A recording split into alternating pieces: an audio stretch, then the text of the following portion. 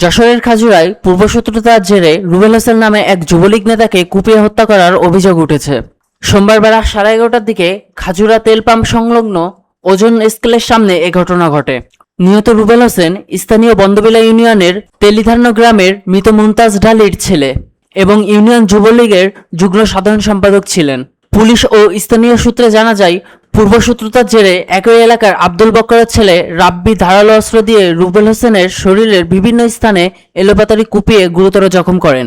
এ সময় স্থানীয়রা গুরুতর আহত রুবেলকে উদ্ধার করে যশোর জেনারেল হাসপাতালে জরুরি বিভাগে নিয়ে গেলে কর্মরত চিকিৎসক পরীক্ষা নিরীক্ষা শেষে তাকে মৃত ঘোষণা করেন। অভিযুক্ত রাব্বি সম্পর্কে জানা যায়, তিনি রুবেল হোসেনের ছোট বোনের দেবর। বাগারপাড়া থানার ভারপ্রাপ্ত কর্মকর্তা ওসি শাহজালাল আলম জানান, পুলিশ ঘটনাস্থলে রয়েছে। হত্যাকাণ্ডের কারণ ও নেপথ্য ঘটনা উদ্ঘাটনের জন্য তদন্ত চলছে। একই সঙ্গে অভিযুক্তকে গ্রেফতারে পুলিশের একাধিক দল কাজ করছে।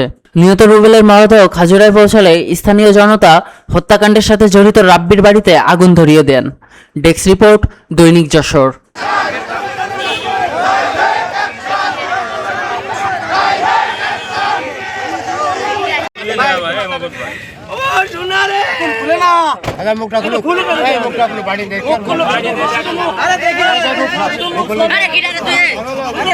আরে মুখ খুলো।